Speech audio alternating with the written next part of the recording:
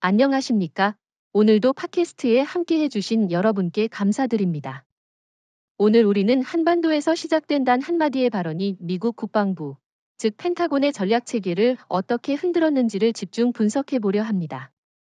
미국 육군 태평양 사령관 찰스 플린 대장의 발언입니다. 그는 한국을 방문한 자리에서 이렇게 말했죠. K9 자주포는 우리가 놓치고 있던 퍼즐 조각이었다. 이 말은 단순한 칭찬일까요? 아니면 미국의 군사적 자만심을 꿰뚫은 고백일까요? 그 말 정말 묵직했습니다.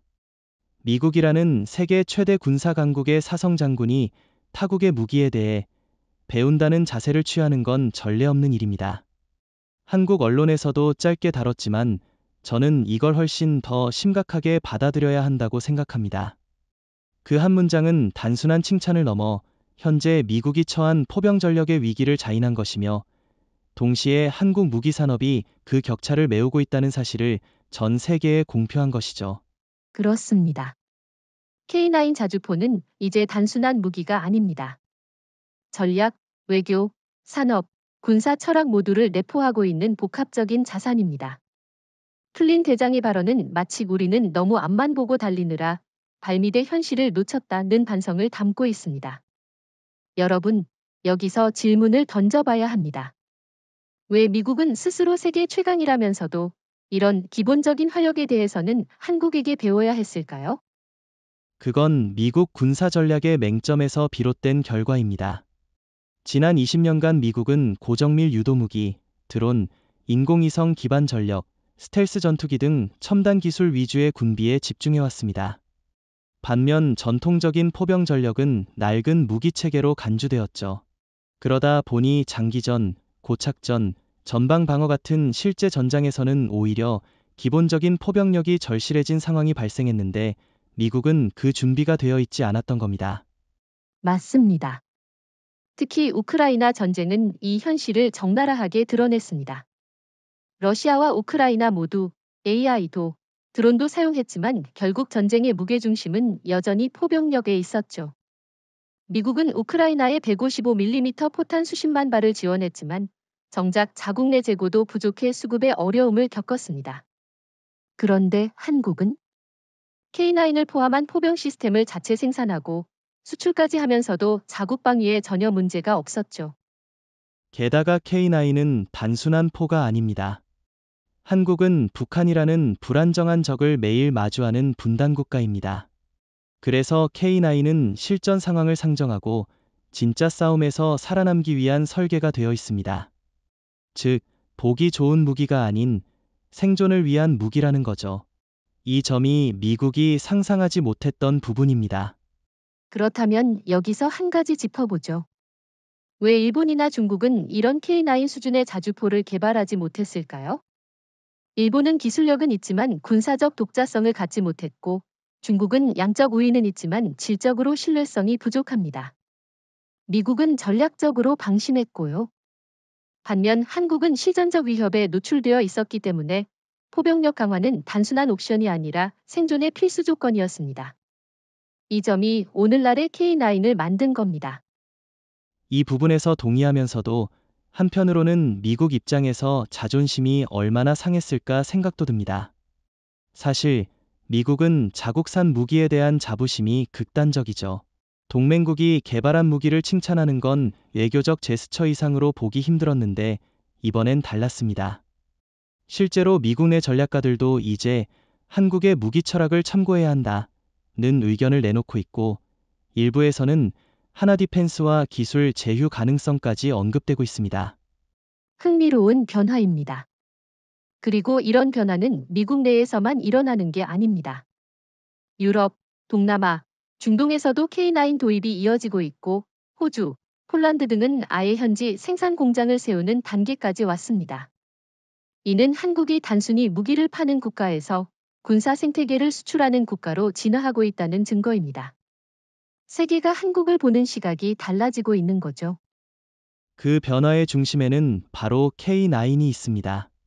그리고 이 무기는 단지 철과 기계가 아니라 한국의 생존 본능, 전략적 사고, 그리고 끊임없는 기술 혁신의 산물이라는 점을 우리는 잊지 말아야 합니다. K9의 성공은 단지 방위 산업의 성공이 아니라 한국의 국제 위상, 외교력, 전략 자립의 상징이기도 합니다. K9 자주포를 둘러싼 국제적 관심이 높아지면서 최근 미국과 한국 사이의 군사 동맹에도 미묘한 변화가 감지되고 있습니다. 단순히 상하 관계의 군사 협력이 아닌 전략 파트너십으로의 이동이 진행 중입니다.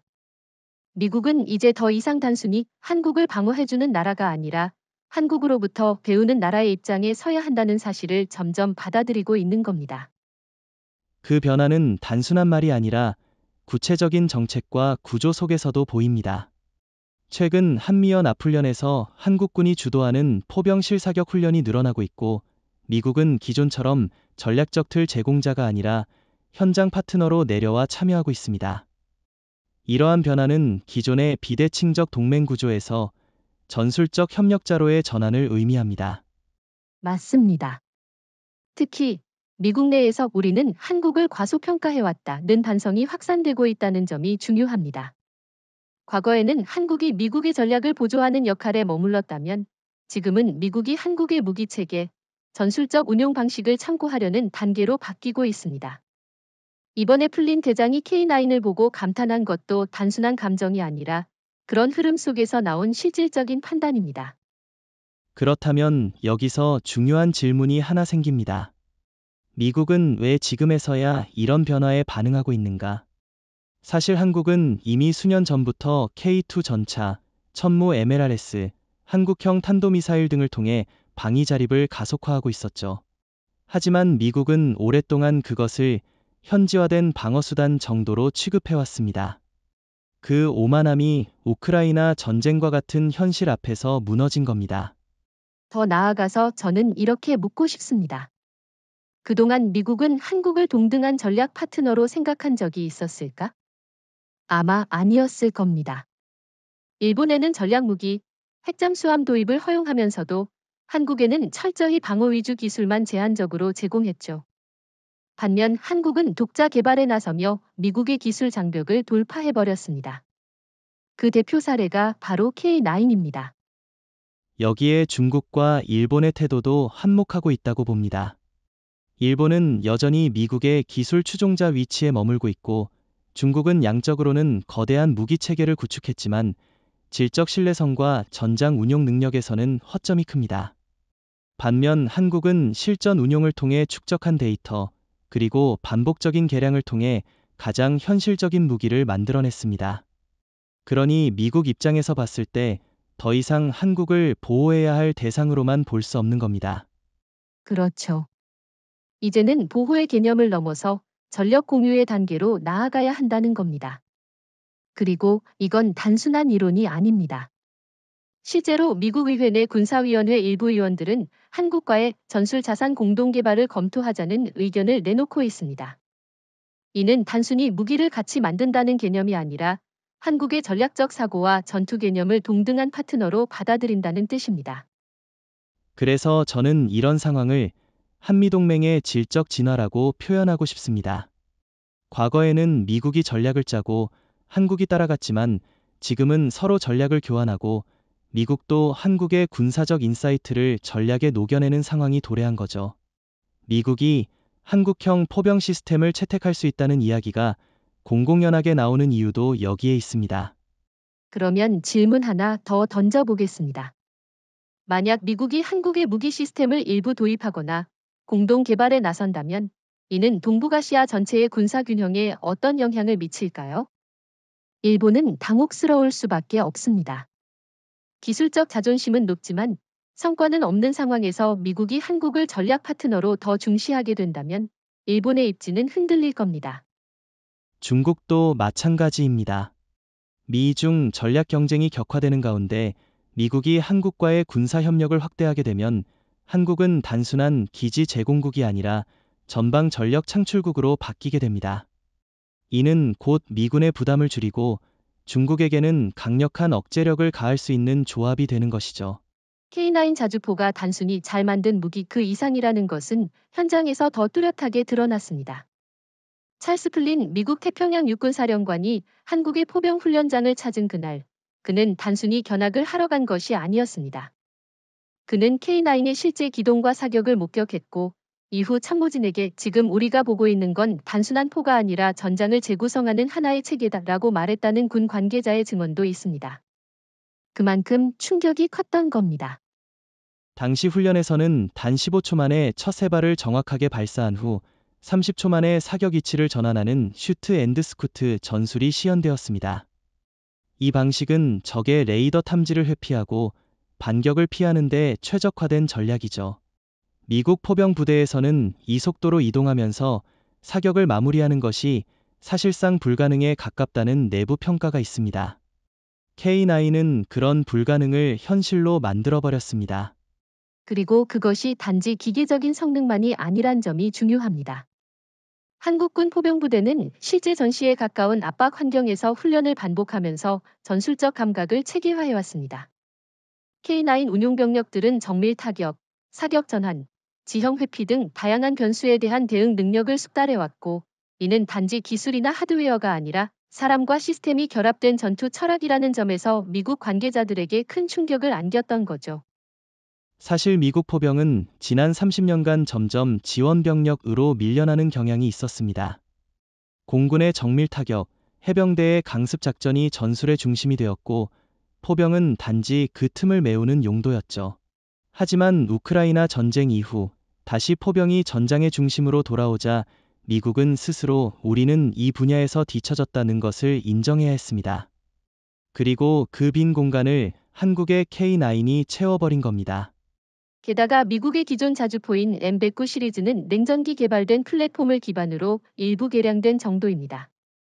반면 K9은 처음부터 21세기형 전장을 염두에 두고 설계되었고, 수많은 업그레이드를 통해 실제 교전 데이터를 반영해 발전했습니다. 155mm 52구경장 포신, 자동장전 장치, 디지털 활력 통제 체계까지 그 모든 요소가 통합되어 기계가 아닌 전술 플랫폼으로 기능하고 있습니다. 특히 저는 현장에서 시연된 다연발 초탄 집중 사격 일명 MRSI 능력에 주목했습니다. K9은 서로 다른 고각으로 발사된 포탄이 동시에 표적에 낙하하도록 계산되어 설계되어 있죠. 이는 적에게 방어할 틈을 주지 않고 전장을 마비시키는 기술입니다. 미국 내 자주포 중에서는 극히 일부만이 이 기능을 제한적으로 구현할 수 있습니다. 심지어 일부 NATO 국가들도 이건 게임 체인저라고 표현했을 정도입니다. 그렇습니다. NATO의 반응은 특히 인상적입니다. 폴란드는 아예 K9을 도입하며 동부 전선을 지킬 수 있는 유일한 자주포라고 선언했고, 핀란드와 노르웨이도 자국의 지형 특성에 맞게 개조해 배치하고 있습니다.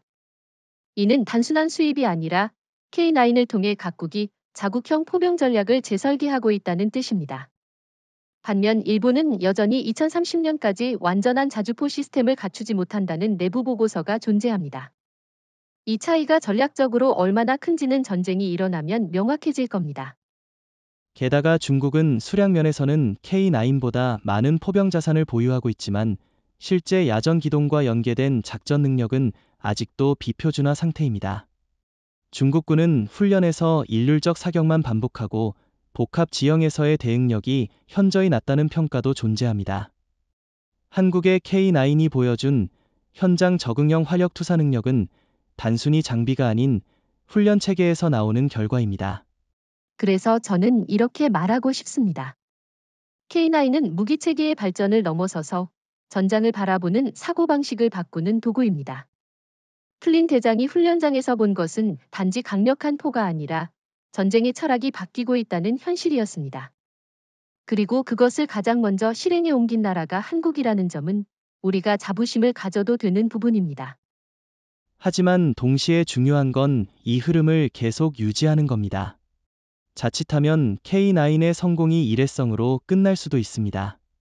우리는 다음 세대 무기에서도 이 전략적 사고를 이어가야 하고 K9 이후의 모델도 전장의 본질을 꿰뚫는 철학을 담아야 합니다. 우리가 지금까지 K9 자주포의 기술적 우수성과 훈련장에서의 임팩트를 분석해왔지만 이번 파트에서 더 깊이 파고들어야 할 것은 바로 찰스 플린 대장의 칭찬 그 자체입니다. 과연 그것은 진심에서 나온 찬사였을까요? 아니면 미국 국방부 내부의 전략적 위기의식이 반영된 일종의 경고성 신호였을까요? 저는 후자의 가능성이 높다고 봅니다. 저도 동의합니다. 미국 고위급 지휘관의 입에서 타국의 무기 체계에 대한 극찬이 나온다는 건 매우 이례적인 일입니다. 그 발언은 단순한 외교적 수사라기보다는 펜타곤 내부에 깊이 뿌리박힌 문제의식을 외부적으로 드러낸 것이죠. 특히 그 대상이 일본이나 독일이 아닌 한국이었다는 점은 미국 내부에서도 상당히 상징적인 의미를 지니고 있다는 분석이 있습니다. 미국은 스스로를 세계 군사 질서의 설계자라 자임해왔습니다. 그러나 최근 수십 년간의 전쟁 수행 과정을 보면 정작 자신들의 군사 전략은 첨단 기술에만 의존한 편향된 체계로 굳어져 있었죠. 이라크, 아프가니스탄, 시리아에서의 개입은 장기적으로 실패했고 우크라이나 전쟁에서는 러시아와 우크라이나 양측 모두 포병력으로 승부를 보고 있는 현실을 보며 미국도 충격을 받았을 겁니다. 그 와중에 한국의 K9이 실제 전장에 투입되어 명확한 성과를 내고 있으니 미국 입장에서는 당혹감과 경계심이 동시에 작동했을 겁니다. 특히 흥미로운 건 찰스 플린 대장의 발언 이후 펜타곤에서 별도의 포병 전력 점검 보고서가 비공개로 작성되었다는 보도입니다. 이 보고서에는 현재 미 육군의 자주포 배치 수량, 운용 가능 시간, 실전 대응 시뮬레이션 실패율 등이 포함되어 있었고 일부 수치는 NATO 동맹국들보다도 열세라는 평가가 붙었다고 합니다. 그야말로 위기감의 발로죠. 그렇다면 여기서 중요한 질문이 생깁니다. 왜 미국은 지금까지 이 상황을 방치해왔는가? 사실 미국은 그동안 공군 중심의 하이테크 전쟁에 몰두했습니다. 정밀 유도폭탄, 드론, 사이버전 등 최첨단이라는 키워드에 매몰되어 실제 전장을 버티는 지상 포병 체계는 도외시해온 거죠. 그 결과 러시아와 중국, 그리고 심지어는 한국보다도 이 분야에서 뒤처졌다는 사실을 미국은 이제야 자각한 겁니다. 그리고 이런 전략적 오판은 동맹국에게도 영향을 미쳤습니다. 미국은 오랫동안 일본을 아시아 안보의 핵심 축으로 간주해왔고 실제로 핵심 무기 체계와 정보를 일본에게 우선적으로 제공해왔습니다. 그러나 정작 일본의 자주포 전력은 노후화되어 있고 실전 데이터도 부족하다는 점은 미국 내 전략가들도 알고 있습니다. 그에 반해 한국은 수십 년간 북한과의 대치 속에서 매일 훈련하며 실전 감각을 유지해왔고 K9은 그 산물입니다. 그래서 플린 대장의 발언은 이렇게 해석할 수 있습니다. 우리는 지금까지 잘못된 동맹 전략을 유지해왔다. 한국이야말로 진짜로 싸울 준비가 된 동맹국이다. 저는 이 말을 통해 미국이 처음으로 동북아 전략에서 한국을 실질적인 중심축으로 보기 시작했다는 해석이 가능하다고 봅니다. 한편 이 발언은 한국에게는 기회일 뿐 아니라 부담도 될 수 있습니다. 미국이 한국의 무기 시스템에 관심을 보인다는 것은 곧 공동 운용 또는 기술 이전 협상으로 이어질 수 있다는 뜻인데 여기서 우리가 경계해야 할 것은 기술 종속입니다. 자칫하면 한국이 독자 개발한 전략 자산을 미국 중심 체계에 통합시키면서 또다시 서브 시스템으로 전락할 수도 있죠. 맞습니다. 하지만 지금 한국은 과거와 다릅니다. 과거처럼 미국의 승인만을 기다리는 군사 전략은 더 이상 유효하지 않습니다. 지금은 미국도 한국에게 조언을 구하고 있고 동맹이라면 대등하게 협상하는 구조로 재편되고 있는 중입니다. 플린 대장의 칭찬은 그래서 단순한 경의 표현이 아닌 일종의 전략적 자백이자 동맹 구도 전환의 선언문일 수 있습니다. 그리고 이런 맥락에서 우리는 일본, 중국, 나아가 인도와 같은 아시아 내 경쟁 국가들과 뚜렷한 차별점을 가지게 됩니다. 일본은 아직도 미군 중심의 기획하에 움직이는 군사구조에서 벗어나지 못하고 있고 중국은 자국 내 검열 체계와 구조적 비효율성 때문에 현장 기반의 전략 전환이 어려운 상태입니다. 반면 한국은 유연하게 실전 데이터를 무기 개발에 반영하고 현장에 맞춰 신속하게 체계를 바꾸는 능력을 입증해왔습니다. K9 자주포가 한국 국내에서의 전술적 자산이라는 점은 이미 확고해졌습니다. 하지만 오늘 우리가 집중해서 분석할 부분은 K9이 이제 무기의 범주를 넘어 하나의 글로벌 브랜드로 부상하고 있다는 사실입니다. 단순한 군수품을 수출하는 국가에서 전략적 영향력을 수출하는 국가로 전환한 사례, 그것이 바로 K9입니다. 정확히 짚으셨습니다. K9은 현재까지 세계 9개국 이상에 수출됐고, 특히 유럽 국가들의 선택이 눈에 띕니다. 폴란드는 최대 규모인 672문을 주문했으며, 호주는 자체 조립 라인을 구축했고, 핀란드, 노르웨이, 에스토니아는 자국의 지형에 맞게 커스터마이징하여 운용하고 있습니다. 이는 단순히 싸서 선택한 무기가 아니라 실전과 기술, 운용 효율성 면에서 글로벌 표준으로 인정받았다는 이야기입니다. 여기서 중요한 질문이 하나 있습니다. 왜 유럽 국가들이 독일의 PGH-2000이나 프랑스의 시저, 심지어 미국의 M109A7이 아닌 한국의 K9을 선택했을까요? 이유는 단순하지 않습니다. 첫째, 유지보수 측면에서 K9은 타 무기에 비해 월등히 우수합니다. 독일의 PGH-2000은 정비가 복잡하고 부품 수급에 시간이 오래 걸리는 반면 K9은 단가 대비 정비 편의성과 가동률에서 경쟁 모델을 압도합니다. 둘째는 운용 유연성입니다. K9은 사막, 산악, 혹한, 극한의 조건에서도 검증된 성능을 자랑합니다. 핀란드나 노르웨이 같은 혹한 지대에서 실제 배치되어도 문제가 없으며, 호주처럼 고온 건조한 기후에서도 안정적으로 작동합니다. 게다가 각국의 요구사항에 맞춘 맞춤형 개조도 가능하다는 점은 한국이 단순히 판매하는 국가가 아니라 협력하는 파트너로 인식되게 만드는 핵심 포인트입니다. 셋째는 정치적 신뢰도입니다. 유럽이나 동남아시아 국가 입장에서 미국이나 러시아산 무기는 자칫하면 정치적 종속과 직결됩니다. 예를 들어 인도네시아는 러시아산 무기 도입 이후 미국의 제재 위협을 받아야 했고, 폴란드는 미국산 장비와 병행 운용하면서 불균형한 운용 체계에 고민이 많았습니다. 반면 한국은 정치적으로 중립적이고 협력 기반의 계약을 제안하면서 신뢰를 얻었습니다. 이와 관련해서 저는 한국이 K9을 통해 무기를 파는 것 이상의 의미를 만들어냈다고 봅니다.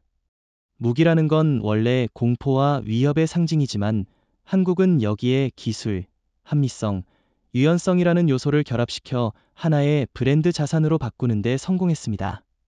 세계 각국의 군사조달 담당자들 사이에서는 지금도 K9은 가성비가 아닌 전장 대응력으로 선택받는다는 말이 통용되고 있습니다.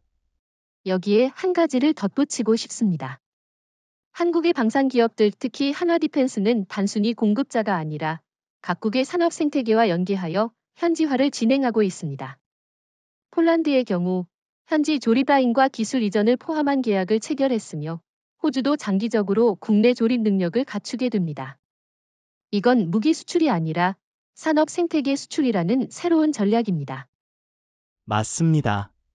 일본은 아직도 무기 수출에 소극적인 입장을 고수하고 있으며 중국은 저가 수출에 의존한 결과 품질과 신뢰에서 대형 계약을 따내지 못하고 있습니다. 반면 한국은 가격, 성능, 정치적 균형, 현지화까지 모두 갖춘 전략적 파트너로 포지셔닝되고 있습니다. 이건 단순히 기술이 좋아서가 아닙니다. 위기관리, 전략적 시야, 그리고 협력 외교라는 총체적 역량이 맞물린 결과입니다. 결국 K9이 전 세계를 사로잡은 이유는 숫자나 스펙이 아니라 그 이면에 깔린 한국 특유의 전략 철학 때문입니다. 위협이 일상이 된 분단 국가에서 우리는 진짜 싸움을 위한 무기를 만들었고, 그것이 전 세계의 군사 전략가들에게 현실적 해법으로 다가간 겁니다. K9 자주포가 세계 시장에서 성공한 이유를 단순히 브랜드 파워로만 설명하는 것은 부족합니다. 진짜 핵심은 기술력입니다.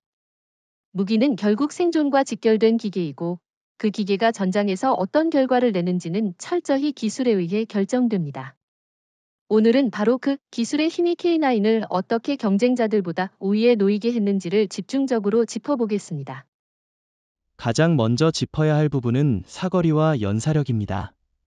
K9은 155mm, 52 구경장 포신을 채택해 기본 40km 이상의 유효 사거리를 자랑합니다.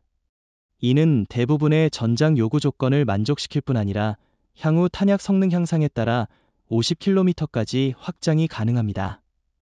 여기에 초탄 3발을 15초 이내에 발사하는 고속 연사 능력은 적에게 반격할 틈을 주지 않는 결정적 요소입니다. 이건 단지 숫자의 경쟁이 아닙니다. 연사 속도가 빠르면 포신 과열 문제, 진동 억제 기술, 그리고 자동 장전 시스템의 내구성까지 종합적인 기술이 요구됩니다. 독일의 PGH-2000도 연사력은 뛰어나지만 복잡한 내부 구조와 민감한 정비체계 탓에 실전 운용에서 오히려 제약이 많다는 보고도 존재합니다. 반면 K9은 단순하면서도 강력한 설계로 실전성을 극대화했죠. 게다가 K9의 포신과 차체는 모두 국내 기술로 개발됐습니다. 이는 기술 자립도의 상징일 뿐 아니라 유지보수 비용 절감과 기술 이전 협상의 유연성을 보장합니다. 예컨대 M109A7은 미국이 수출을 결정하더라도 일부 핵심 부품은 제약을 걸 수 있습니다. 하지만 K9은 생산 공정을 전수하는 방식으로 신뢰를 구축하며 각국이 자국 상황에 맞게 변형할 수 있는 자유도까지 제공합니다. 그럼 전장 운용 능력을 보겠습니다. K9은 사격 후 즉시 이동하는 슈트 앤드 스쿠트 전술에 최적화되어 있습니다. 현대 포병전에서는 첫 포격 후 적의 반격이 3분 이내에 도달하는 경우가 많습니다. 따라서 사격 후 위치 변경이 생존을 좌우합니다. K9은 사격 직후 30초 이내에 위치 전환이 가능하며 이는 러시아나 중국의 기존 자주포에 비해 2배 이상 빠른 수치입니다. 게다가 K9은 디지털 사격 통제 시스템을 갖추고 있어 목표 지점을 좌표 기반으로 자동 계산, 조준, 발사할 수 있습니다. 과거에는 포병 지휘관이 직접 각도를 조정하고 고도를 수동으로 계산해야 했지만 K9은 다수의 표적을 동시에 타격하는 MRSI 기능까지 구현할 수 있어 전술적 다양성 측면에서도 타 기종과는 비교 불가한 수준입니다. 그리고 K9의 전자장비는 노후화 방지를 위한 구조로 설계되어 있습니다. 쉽게 말해 소프트웨어 업그레이드만으로 새로운 전장 기술에 빠르게 적응할 수 있다는 뜻이죠. 이는 반도체, 센서, 통신 모듈 등에서 세계 최고 수준의 기술력을 가진 한국의 전자산업이 결합된 결과입니다. 일본의 타입 99 자주포는 이런 점에서 뒤처져 있습니다. 디지털화가 더디고 전체 시스템 업그레이드에는 비용과 시간이 과도하게 소요되기 때문입니다. 중국의 PLZ-05 자주포도 마찬가지입니다. 양적으로는 대규모 배치가 되어 있지만 야전 대응성과 통합 전장 관리 체계의 수준은 아직도 낮습니다. 중국은 자국 전자산업이 빠르게 발전하고 있다고 주장하지만 핵심 부품의 상당수를 여전히 러시아 또는 역설계에 의존하고 있습니다. 그 차이는 실제 전장에서 그대로 드러나죠. 이처럼 K9의 기술은 단순히 하드웨어의 조합이 아니라 실전 중심 사고와 산업 역량이 결합된 결과물입니다. 1999년 최초 배치 이후 20여 년 넘는 실전 테스트, 운용군의 피드백, 북한과의 무력 충돌 속에서의 교전 경험이 축적되면서 K9은 살아있는 무기로 진화해왔습니다. 바로 그 진화성이 경쟁자들을 압도하는 또 하나의 비밀입니다. 대부분의 무기는 한번 개발되고 나면 수년, 수십 년 동안 구조가 고정되어 있습니다. 그러나 K9은 지금도 K9A1, K9A2, 심지어는 무인 운용형 K9A3까지 개발이 진행 중입니다. 이는 기술이 멈추지 않고 현장의 요구에 따라 끊임없이 반응하는 유기적인 시스템이라는 걸 보여주는 대목입니다. K9이 전 세계에서 각광받고 있는 또 하나의 핵심 배경은 바로 미국 포병 전략의 붕괴입니다. 이건 단지 기술 격차의 문제가 아닙니다. 전략 자체의 방향이 잘못 설정됐고 그 결과가 현장에서 치명적인 약점으로 드러나고 있는 겁니다. 미국은 그동안 하늘에서의 우세만을 믿고 지상 화력에 대한 투자를 등한시해왔고 그 대가를 지금 치르고 있는 중입니다. 그 대표적인 사례가 바로 M109 시리즈입니다. 미국의 주력 자주포인 M109A6 팰러딘, 그리고 최신형 A7 모델까지도 사실상 1960년대 플랫폼을 계속해서 개량해온 것에 불과합니다. 사거리, 자동화, 기동력, 통합 전장 관리 체계 등 거의 모든 면에서 현대 포병의 요구를 만족시키지 못합니다. 실제로 미군 내부에서도 M109는 이제 도태돼야 할 시스템이라는 비판이 이어지고 있습니다. 그에 반해 한국은 전혀 다른 길을 걸어왔습니다. 우리는 북한이라는 상시 위협에 대응하기 위해 포병 전력을 체계적으로 육성해왔고 그 결과물이 K9입니다. 전 세계 유일하게 실전 중심 훈련이 매일같이 반복되는 한반도라는 공간에서 우리는 실제로 쓸 수 있는 포병을 만들어낸 것입니다. 반면 미국은 이라크의 아프가니스탄 등 대테러전에만 집중하면서 포병력의 정규전 대응 능력을 상실했습니다.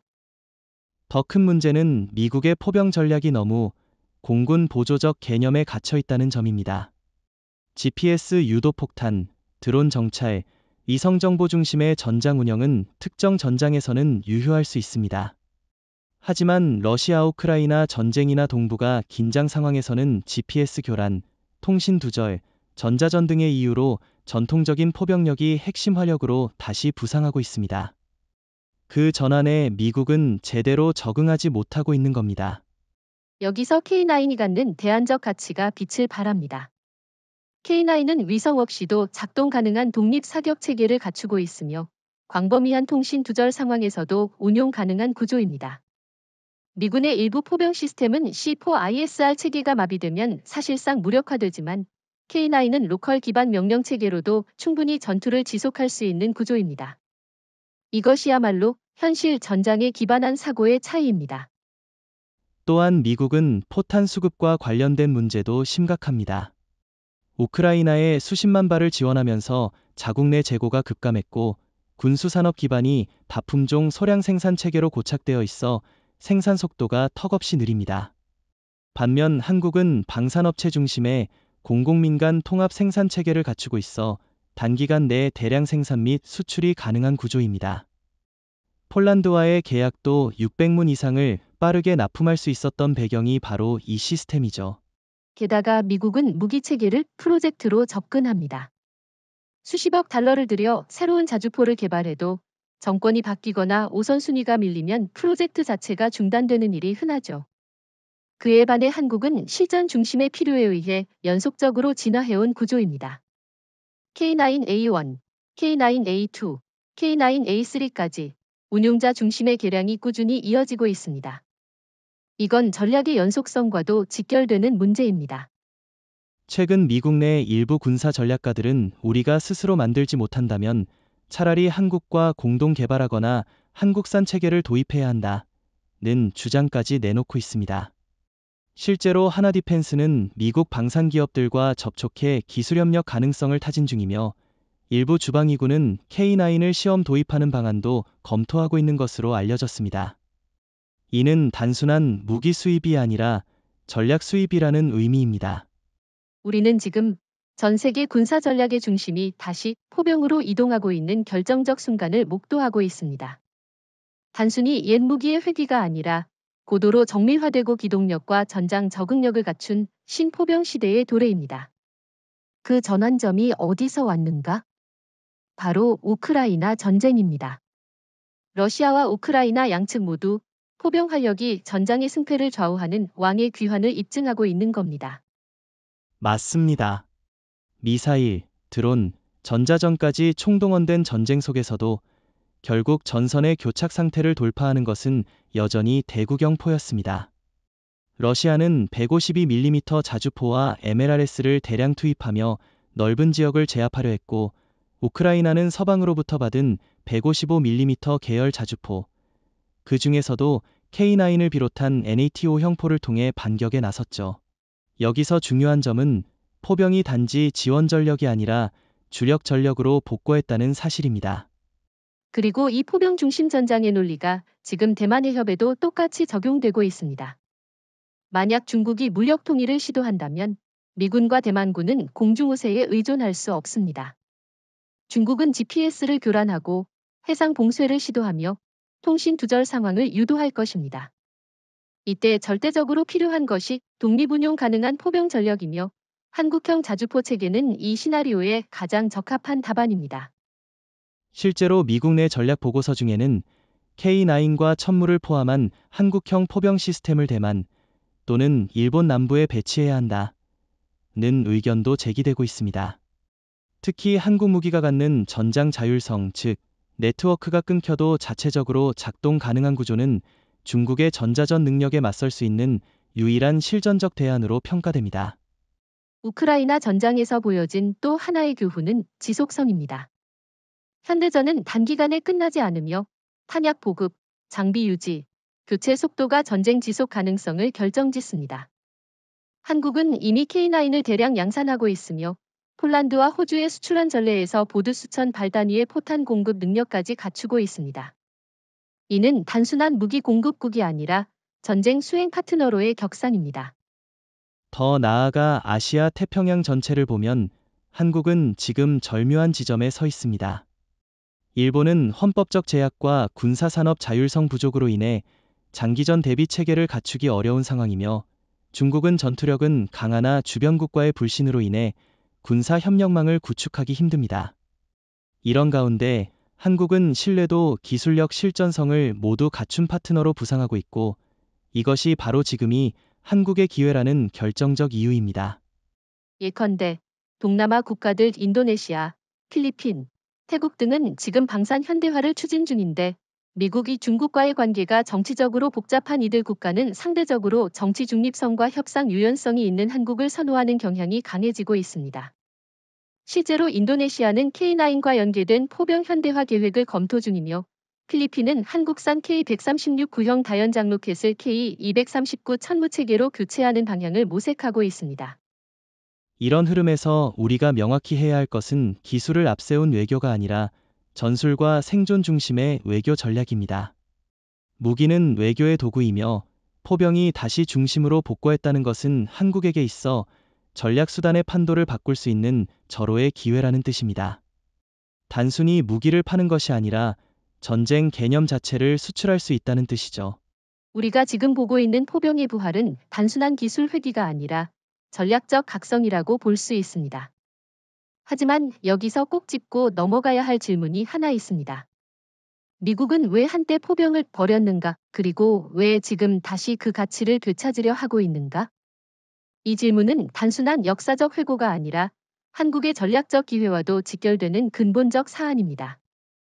미국이 포병을 등한시한 배경은 1990년대 이후 전쟁의 양상이 바뀌면서 시작됐습니다. 걸프전, 아프가니스탄, 이라크 등에서 공굴력과 정밀 유도무기의 위력이 부각되면서 포병은 점차 전장의 보조적 존재로 밀려났습니다. 미국은 정확한 공습 한 번이 수백 발의 포탄보다 낫다는 철학을 전략의 중심에 두었습니다. 이게 바로 포병 예산이 줄고 기술 투자가 중단되었던 이유입니다. 하지만 현실은 정반대로 흘러갔습니다. 이라크와 아프가니스탄에서 정밀 공습으로 적을 무력화하는 데는 성공했지만 장기 점령과 저강도 전투, 그리고 게릴라전에선 지속적인 화력 투사가 가능한 포병의 필요성이 반복적으로 제기됐습니다. 문제는 그 시점에서 이미 포병 부대는 약화되어 있었고 장비는 노후화됐으며 인력은 재배치된 상태였다는 겁니다. 게다가 포병이 다시 주목받게 된 결정적 계기는 우크라이나 전쟁이었습니다.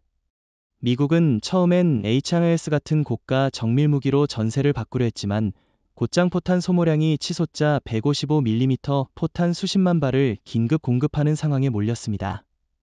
이 과정에서 미 국방부는 우리의 포병 체계가 전면전 대비가 전혀 되어 있지 않다는 내부 보고서를 작성했고 심지어 M777 견인포를 야전에서 운용하던 미군 부대가 기동력 부족으로 생존 불가를 호소하기도 했습니다. 이쯤 되면 질문은 바뀌어야 합니다. 미국은 포병을 포기했던 대가를 이제 어떻게 치르고 있는가? 대가는 단순한 비용 문제가 아닙니다. 전략 유연성을 상실했고 실전 대응력을 잃었으며 그 공백을 한국이나 다른 동맹국에게 메워달라고 요청하는 지경까지 왔습니다. K9에 대한 미국의 관심은 결코 호의적인 협력의 표현만은 아닙니다. 그것은 미국 스스로의 실패를 한국이 보완해주고 있다는 고백이기도 한 겁니다. 더 나아가서 미국의 무기 개발 체계는 과잉 설계에 갇혀 있다는 비판이 많습니다. 예를 들어 현재 개발 중인 ERCA는 사거리만 늘리는 데 집중하면서 전체 시스템의 안정성, 유지 보수성, 야전 운용성을 희생하고 있다는 지적이 많습니다.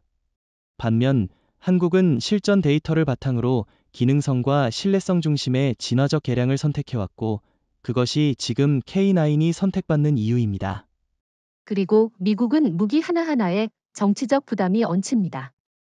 방산업체의 로비, 예산 분배, 의회의 승인 등 복잡한 정치 구조 속에서 무기 개발이 이루어지기 때문에 전장 중심의 사고가 뒷순위로 밀릴 수밖에 없습니다. 반면 한국은 군의 요구가 민간 기술에 바로 전달되고 기업은 전투 가능성을 중심으로 판단하는 구조입니다. 그 효율성과 탄력성이 K9을 만들었고 미국이 지금 가장 부러워하는 구조이기도 합니다. 그렇다고 미국이 포병을 완전히 복구하지 못할 국가는 아닙니다. 미국은 여전히 세계 최강의 산업 기반과 기술 집약 능력을 가지고 있습니다. 하지만 그들이 한국을 주목하고 한국의 시스템을 배워야 한다고 말하는 이유는 단순히 기술력 때문이 아니라 전략적 현실 감각에서 뒤처졌기 때문입니다.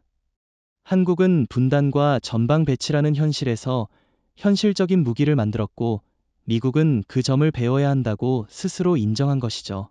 K9 자주포는 표면적으로는 155mm 계열 자주포, 즉 재래식 무기로 분류됩니다.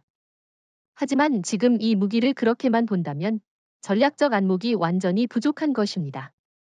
오늘 이 시간에는 K9을 단순한 활력 투사 장비가 아닌 전략 무기로서 어떻게 제정이 되어야 하는지 심층적으로 다뤄보겠습니다.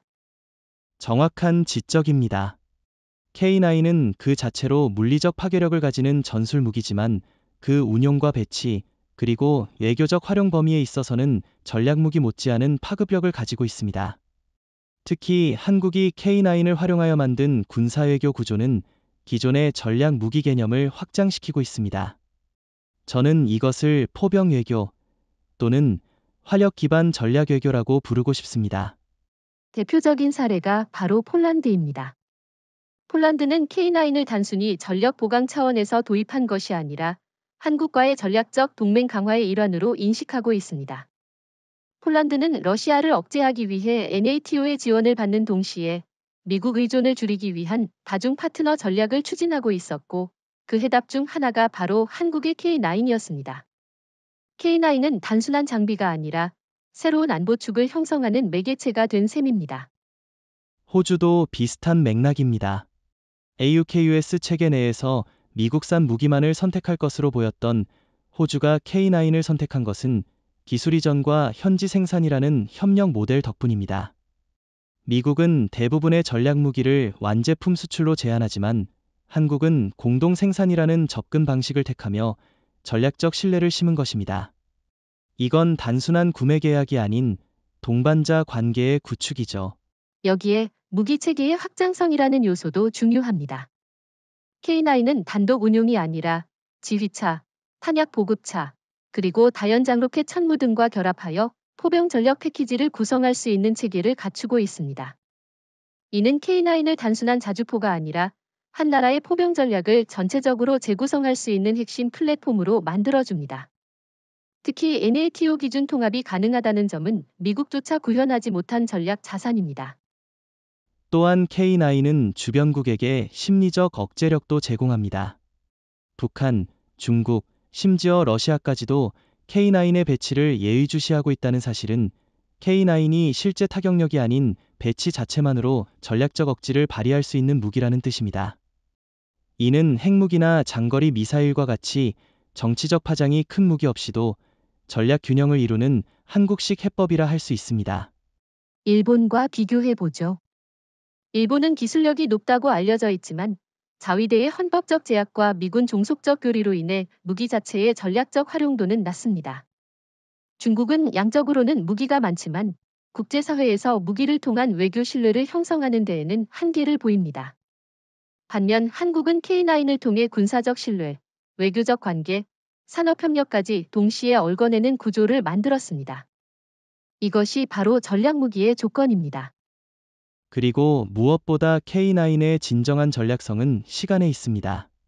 즉각적인 전력 투사가 가능하고 긴급 상황에 신속히 대응할 수 있다는 점에서 K9은 전시뿐 아니라 평시에도 전략 자산으로 기능합니다. 예컨대 북한이 도발 조짐을 보이거나 중국이 해역 긴장을 고조시킬 경우 K9의 이동과 배치만으로도 군사적 메시지를 전달할 수 있습니다. 이건 미사일이나 핵무기로는 결코 구현할 수 없는 유연성입니다.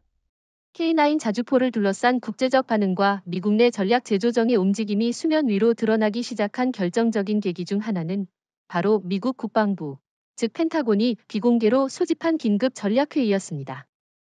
언론에는 그 내용이 일부만 보도되었지만 내부 소식통에 따르면 회의의 핵심은 단순한 무기 도입 검토가 아니라 미국 포병 교리 전체를 재설계해야 한다는 문제의식이었다고 합니다.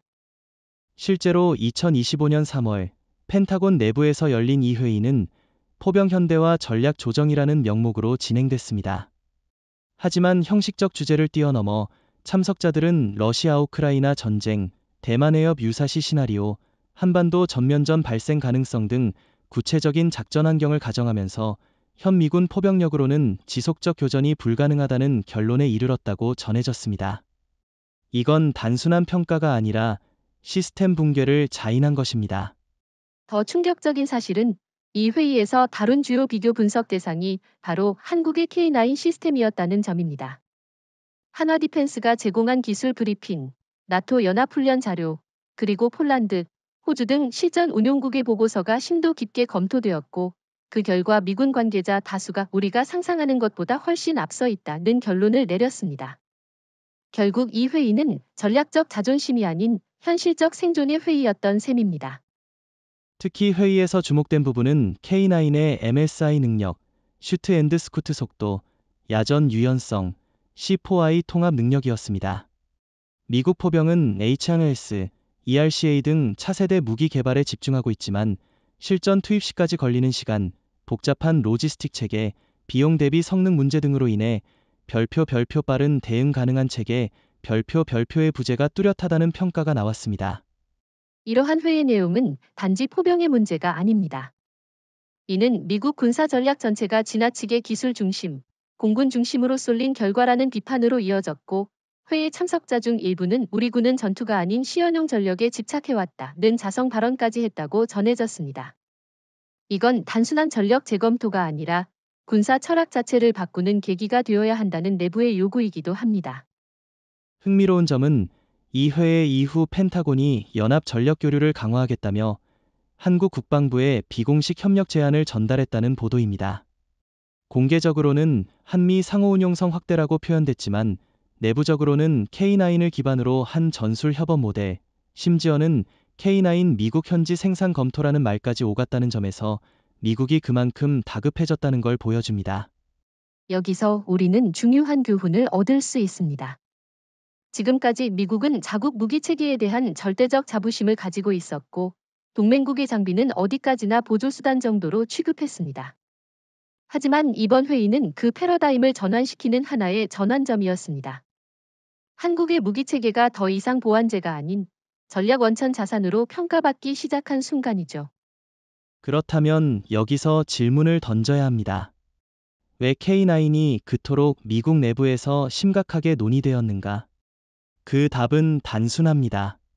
미국이 그토록 자랑하는 정밀 유도 무기, 인공위성, 드론 시스템은 전장 통제권이 확보된 환경에서만 작동합니다. 하지만 K9은 정보 통신이 단절된 전장, GPS 교란, 고지대, 야간 교전 상황 등에서도 독립적으로 운용 가능합니다. 바로 이 전장 생존성이 미국이 갖지 못한 자산이라는 점에서 회의가 더욱 깊어졌던 것입니다. 또 하나 짚고 넘어가야 할 사실은 이 회의에 참석했던 일부 참모들이 회의 직후 한국을 방문했다는 점입니다. 공개 일정에는 포함되지 않았지만 군 관계자에 따르면 이들은 포병지휘관 중심의 전술 토의와 K9 실사 시뮬레이션 관찰을 진행했고 한국군의 신속 대응 모델에 대해 깊은 인상을 받았다고 합니다. 즉, 말만이 아닌 실제 전략 학습이 진행된 셈입니다. 정리하자면 펜타곤의 긴급 전략회의는 단순히 자주포를 논의하는 자리가 아니었습니다. 그것은 미국 군사 전략의 구조적 한계를 자각하고 그것을 한국이라는 새로운 전략 리더에게서 배워야 한다는 사실을 받아들이는 순간이었습니다. 이건 단순한 무기 수입이 아닌 전략 패권의 일부를 이양받은 한국의 첫 사례라고 봐도 과언이 아닙니다. 펜타곤의 내부 회의와 그 이후 이어진 전략적 반응들을 통해 하나의 질문이 점점 더 명확하게 부상하고 있습니다. 바로 이것이죠. 미국은 K9 자주포를 정식으로 도입할 것인가? 이 질문은 단순히 무기 구매 여부를 넘어 한미 방위산업 구조와 군사전략 체계의 일대 변화를 예고하는 대형 변수입니다. 그 질문에 대해 현재 미국 내부는 크게 두 가지 방향으로 나뉘고 있습니다. 하나는 K9 자체를 직도입하여 공백을 빠르게 메우자는 현실주의적 접근입니다. 다른 하나는 한국과의 공동개발 혹은 기술협력 모델을 통해 장기적 자산화로 가자는 점진적 접근이죠. 그런데 흥미로운 것은 두 방향 모두 과거 미국이 외국산 무기 체계를 대하는 방식과는 확연히 다르다는 겁니다. 예외적 상황인 겁니다. 미국은 전통적으로 자국산 무기 체계를 최우선시하며 외국 무기는 철저히 한정된 목적으로만 사용해왔습니다. 하지만 K9은 이 공식을 무너뜨리고 있습니다. 이유는 단 하나, 미국이 만들지 못한 것을 한국이 만들었기 때문입니다. 특히 현장 작전성, 유지보수 효율성, NATO 호환성까지 모두 갖춘 체계라는 점에서 K9은 단순한 무기 이상으로 평가받고 있습니다. 그렇다면 K9 도입이 현실화되려면 어떤 조건들이 충족되어야 할까요? 첫 번째는 정치적 명분입니다. 미국 내부, 특히 의회와 방산 로비 그룹을 설득할 수 있는 논리가 있어야 하죠. K9을 단순한 수입 무기가 아니라 미국 내 공동 생산 방식으로 전환하면 그 부담을 줄일 수 있습니다. 다행히 하나디펜스는 이미 미국 내 방산 기업들과의 협력을 타진 중이고 일부 주방 이군과의 협의도 진행 중인 상황입니다. 두 번째는 전력 통합성입니다. 미국은 이미 M109 계열과 HIMARS 체계 등 기존 자산들이 많기 때문에 K9을 병행 운용하려면 통신체계, 탄약 호환성, 지휘 시스템에 대한 일체화가 필수입니다. 그런데 이 부분에서 한국은 유리한 고지를 점하고 있습니다. K9은 이미 NATO 포맷에 최적화되어 있고 C4I 체계도 유연하게 조정 가능하기 때문에 통합에 필요한 기술 장벽이 낮다는 평가를 받고 있죠. 세 번째는 공동개발 혹은 기술 공유의 민감성입니다. 미국은 자국 기술을 외국과 공유하는데 극히 신중한 편입니다. 그러나 역으로 한국이 가진 K9 핵심 기술, 특히 자동장전 시스템, 기동 플랫폼 설계, 사격 통제 소프트웨어 등은 미국이 탐내는 요소입니다. 만약 미국이 이를 조건부 라이선스 방식으로 요청한다면 한국 입장에서는 완전한 동등 파트너십이 전제되어야 합니다. 기술 종속은 절대 피해야 할 부분입니다. 여기서 중요한 건 한국이 이제 단순한 공급자가 아니라 전략 설계의 공동 주체로 자리매김해야 한다는 겁니다. 우리가 가진 건 단지 무기가 아니라 작전 개념과 운영 철학입니다. 미국이 K9을 받아들이는 순간 단지 포병력을 확장하는 게 아니라 작전 교리 자체를 변화시키는 일대 전환을 맞이하게 됩니다. 이 흐름 속에서 한국이 지분을 확보하는 것은 반드시 선결되어야 할 과제입니다. 그리고 이런 변화는 단기적 이익에만 매몰되어선 안 됩니다. 미국은 K9을 수입하면서 동시에 미국형 K9을 개발하려 할 가능성이 높습니다. 이 과정에서 한국의 기술이 흡수되고 한국 기업이 배제되는 일이 벌어진다면 오히려 역효과가 날 수 있습니다. 따라서 기술 라이선싱 계약, 생산 지분, 에즈 체계, 글로벌 판매 권한 등에서 철저히 한국의 권익을 보호할 수 있는 제도적 장치가 선행되어야 합니다.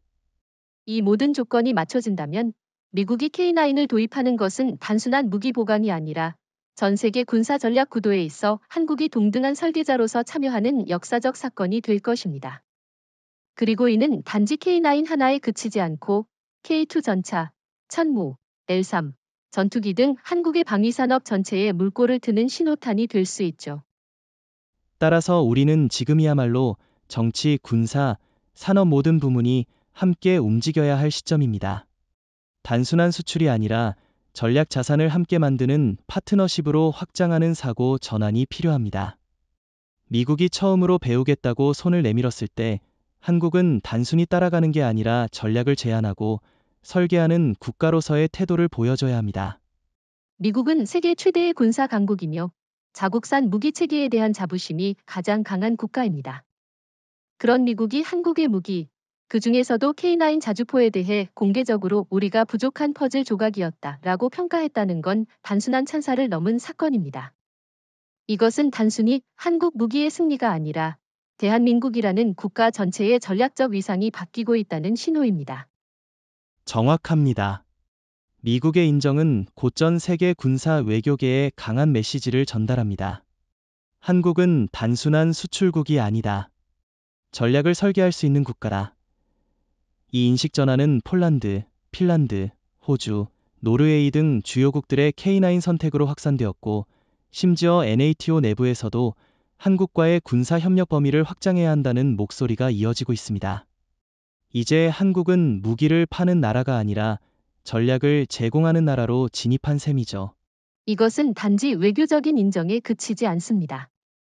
산업 구조에도 중대한 전환점을 만들어냅니다. 예전엔 한국 방산업이 조립 위주, 외국 기술 의존 체계였다면 이제는 독자 개발, 수출, 그리고 현지화까지 가능해진 상태입니다. 예컨대 한화디펜스는 폴란드에서 K9 현지 생산 라인을 구축했고 호주와는 국방산업 동맹 수준의 협약을 맺었습니다. 미국마저 공동 개발을 검토한다면 한국은 글로벌 방산 공급망의 중액으로 부상하게 됩니다. 그리고 이건 기술력만으로 설명되지 않습니다. 그보다 더 중요한 건 신뢰입니다. 한국은 한반도라는 가장 불안정한 안보 환경 속에서 수십 년간 전쟁을 준비해온 국가입니다. 실전성, 안정성, 배치 유연성 모두를 직접 검증했고 그 과정에서 얻은 교훈을 시스테마했습니다. 미국, 일본, 유럽 등 선진국들도 이런 지속적 실전 피드백 체계를 갖추지 못하고 있죠. 한국의 무기는 그래서 현실에 가장 가까운 무기입니다. 중요한 건 한국이 이제 이 무기를 통해 자국의 전략적 메시지를 세계에 전달할 수 있는 능력을 갖췄다는 점입니다. 과거엔 군사 외교가 미국의 틀 안에서 움직였다면 이제는 한국이 주도적으로 안보 협정을 제안하고 군사적 조율을 요청받는 위치에 있습니다. 방산은 단지 수출 산업이 아니라 국가 이미지와 외교 전략, 그리고 경제 구조까지 관통하는 통합된 파워로 바뀐 겁니다. 그렇다면 질문은 이렇게 바뀌어야 합니다. 한국이 무기로 보여주는 가치는 무엇인가? 단순한 스펙이나 가격 경쟁력을 넘어서 우리는 생존과 전략적 자립에 기반한 철학을 보여주고 있습니다. 그것은 드론이나 AI처럼 최신 유행을 좇는 전략이 아니라 전쟁은 결국 버틸 수 있는 국가가 이긴다는 본질에 충실한 전략적 사고입니다. 이 철학이 바로 세계가 K9에 열광하는 진짜 이유입니다. 일본과 비교해보면 더 명확해집니다. 일본은 기술이 뛰어나지만 자위대법에 얽매여 무기 수출에 소극적이고 실전 경험이 부족합니다. 중국은 수출은 활발하지만 신뢰도가 낮고 핵심 기술은 아직도 수입에 의존하고 있습니다. 반면 한국은 실전성과 기술 자립성, 외교 유연성을 모두 갖추었고 이 세 요소가 결합된 무기 그 대표가 바로 K9입니다. 우리는 이제 무기를 파는 나라가 아니라 동맹을 설계하는 나라가 되어야 합니다. K9의 성공은 단지 하나의 제품이 잘 팔렸다는 의미가 아닙니다. 그것은 별표 한국과 손을 잡으면 전쟁을 대비할 수 있다 별표는 인식을 심어주는 것입니다. 이런 신뢰는 10개의 무기보다 더 큰 전략 효과를 창출합니다. 미국의 인정은 시작에 불과합니다. 이제 우리는 이 기회를 어떻게 확장하고 제도화할 것인가에 주목해야 합니다. 기술력, 실전성, 신뢰, 외교력 이 네 가지를 기반으로 한국은 무기 강국에서 전략 강국으로 도약할 준비를 마쳤습니다. 다음은 그 도약을 어떻게 지속 가능한 구조로 만들 것이냐의 문제입니다. 한국의 K9 자주포가 세계 무기 시장에서 압도적인 존재감을 보여주고 미국과의 전략적 연계 가능성까지 거론되면서 지금 가장 민감하게 반응하고 있는 두 국가는 단연 중국과 북한입니다. 이들은 단지 무기 체계의 기술력 때문에 불안해하는 것이 아니라 자신들의 안보 전략이 무력화될 수 있다는 구조적 위기감 때문입니다. 그렇습니다. 먼저 중국부터 짚어보죠. 중국은 수적으로 세계 최대 포병 전력을 갖고 있으며 PLZ-05, PCL-181 같은 현대화 자주포를 대량 배치하고 있습니다. 하지만 이들은 대부분 기계적 스펙 위주의 개발에 치중되어 있으며 실제 운용 체계의 복잡성이나 유지 효율성 측면에서는 K9에 비해 명백한 열세를 보이고 있습니다. 특히 신뢰성과 전장 생존성 면에서 한계를 드러냅니다. 그보다 더 본질적인 문제는 전략적 균형의 붕괴입니다. 중국은 한반도에서 북한을 전략적 완충지대로 설정해왔고, 한국은 미국의 방패 역할에 국한되길 바랐습니다. 그런데 K9이 단순한 방어용 무기가 아닌 전략 전환 무기로 떠오르면서 한국이 중국의 작전 권역을 직접 위협할 수 있는 능력을 갖추게 된 겁니다. 여기에 미국과의 공동 개발 혹은 배치까지 가시화된다면 중국 입장에서는 사실상 동북아 이선 방어선이 무너지는 셈입니다. 중국은 그 불안감을 이미 드러내기 시작했습니다. 관영 언론에서는 K9 수출이 증가할수록 별표 지역 군사 불균형이 심화된다.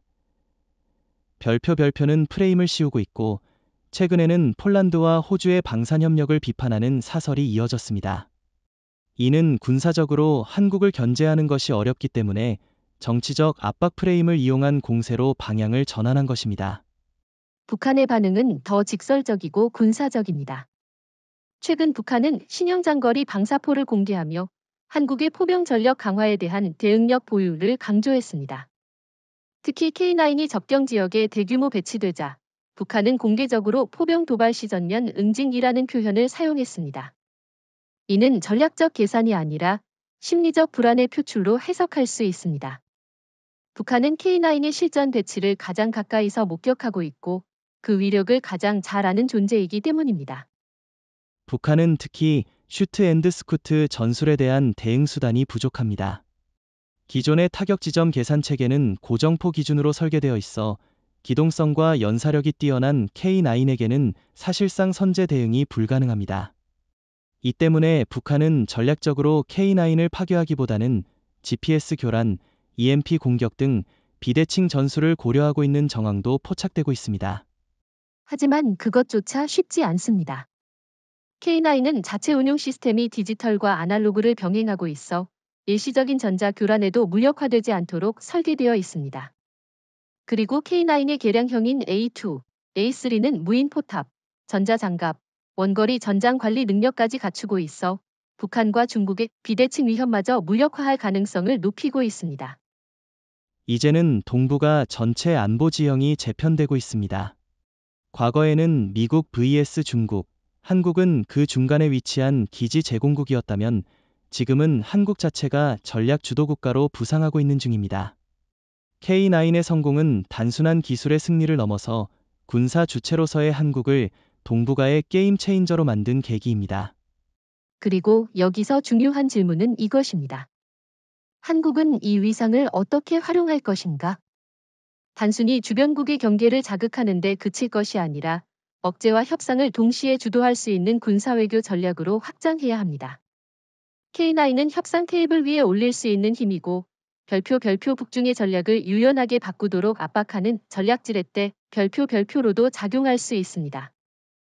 이제는 한국이 따라가는 전략에서 벗어나 별표 전략을 제안하고 유도하는 역할 별표로 나아가야 합니다. 동북아의 군사 균형은 이미 변화하고 있으며 K9은 그 변화의 상징입니다. 미국의 인정, 유럽의 신뢰, 중국과 북한의 불안, 이 모든 요소가 지금 대한민국을 전략의 중심에 세우고 있습니다. 이제 우리는 분명히 선언할 수 있습니다. K9 자주포는 단순한 무기 시스템이 아닙니다. 그것은 한국이 만든 전략적 혁명입니다. 이 혁명은 단지 방위산업의 성공을 넘어서 국가의 정체성과 외교 방향, 그리고 국제 질서 속 한국의 위상을 다시 정의하게 만든 사건이자 과정입니다. 맞습니다. K9은 총성과 화염이 아닌 정밀함, 유연성, 실전성으로 세계를 설득했습니다. 한국은 전통적으로 외교에 있어서 주변 열강에 끌려가는 처지였고 군사적 영향력은 미군에 의존하며 보조적 위치에 있었습니다. 그러나 K9을 통해 처음으로 한국이 설계한 무기체계가 세계 안보 전략의 주류로 편입되었고 그것이 바로 이 시대의 전략혁명을 의미하는 것입니다. 그 혁명의 시작은 한반도라는 비극적 지정학이었습니다. 우리는 하루도 전시 태세를 멈춘 적 없는 국가입니다. 그런 환경이 K9이라는 무기를 탄생시켰고 그 무기는 다시 전 세계의 군사적 상식을 흔들었습니다. 기술력, 작전 교리, 운용 노하우, 생산 시스템, 전략 외교 그 모든 것을 하나의 플랫폼에 녹여낸 전략 총합체가 바로 K9입니다. K9의 성공은 단순히 무기를 잘 만든 결과가 아닙니다. 그것은 싸우지 않고 이기는 전략을 구현한 상징입니다. 전쟁 억제력은 실전 능력에서 나옵니다. 그 실전 능력을 한국은 설계하고 수출할 수 있는 국가로 도약한 것이고 K9은 그 상징입니다. 미국이 인정하고 유럽이 채택하고 중국과 북한이 두려워하며 동남아와 중동이 주목하고 있는 이 한 시스템은 단순한 자주포가 아닙니다. 그것은 전략의 재정의입니다. 우리는 이 전략혁명이 왜 중요한지를 자각해야 합니다. 산업 측면에서 보자면 K9은 한국 방산 수출의 물꼬를 트고 수조 원 규모의 글로벌 생태계를 개척했습니다. 외교 측면에선 단순히 무기 구매자가 아닌 공동 생산이 공동 개발의 협력국이라는 새 모델을 만들었습니다. 군사 전략 측면에선 기존 미국 중심의 교리에 균열을 내고 한국형 교리가 독자적 전략 자산으로 자리매김하게 된 역사적 전환점을 만들어낸 것입니다. K9이 만든 또 다른 변화는 바로 군사적 신뢰의 이식입니다. 예전에는 미국산 무기 신뢰였던 국제 관행이 지금은 한국산 무기 현실적이고 유효한 선택으로 전환되고 있습니다. 이는 단지 무기의 성능을 넘어선 신뢰의 이동이고 국가 브랜드 가치의 전이입니다. K9은 대한민국 국기를 달고 세계 전장에 서 있습니다. 이 자체가 전략 메시지입니다. 이 혁명을 멈추지 말아야 합니다. K9의 다음 단계는 이미 시작됐습니다. K9A2, K9A3는 무인화, 전장 네트워크 통합, 원격 사격 체계 등 미래전 개념에 부합하는 체계로 진화하고 있고, 이 기술은 향후 포병을 넘어 기갑, 항공, 해양 플랫폼까지 확장될 수 있는 전술 철학의 토대가 됩니다. 이건 기술이 아니라 사고의 수출입니다. 그리고 이 사고의 핵심은 현실 중심입니다. 한국은 누구보다 냉정하게 전장의 실체를 직시해왔고 그것을 시스템으로 전환했습니다. 한국이 만들어낸 전략혁명은 단순한 기술력이 아니라 위협 속에서 살아남기 위한 집단적 사고의 진화이며 그 결정체가 바로 K9입니다. 이는 드론이나 AI 기술보다 훨씬 더 깊은 설득력을 가집니다. 마지막으로 우리는 이 질문을 던져야 합니다. K9이 만들어낸 이 혁명을 다음으로 어떻게 확장할 것인가? K2 전차, 천무, L3, KF-21 한국은 이제 연속적인 전략 무기 생태계를 구축하고 있으며 각각이 독립된 성공이 아니라 하나의 전략적 생태계로 유기적으로 연결되는 모델이 되어가고 있습니다. K9은 그 출발점이며 또한 한국 전략 사상의 기준점입니다. 이제 세계는 단순히 한국산 무기를 사는 게 아니라 한국식 전략을 받아들이고 있습니다. 기술, 전술, 정치, 외교를 하나로 통합한 사고체계, 그것이 바로 전략적 혁명입니다. 우리는 지금 그 중심에 있고 K9은 그 상징입니다. 대한민국은 이제 더 이상 강대국의 방패가 아닙니다. 우리는 스스로 방패이자 창이 될 수 있는 전략 국가가 된 것입니다. 지금까지 함께해 주신 여러분께 진심으로 감사드립니다. 세상의 전략을 바꾸는 한국의 움직임, 앞으로도 저희와 함께 지켜봐 주시기 바랍니다. 다음 시간에도 더욱 깊이 있는 이야기로 찾아뵙겠습니다. 건강한 하루 되시고 안녕히 계십시오.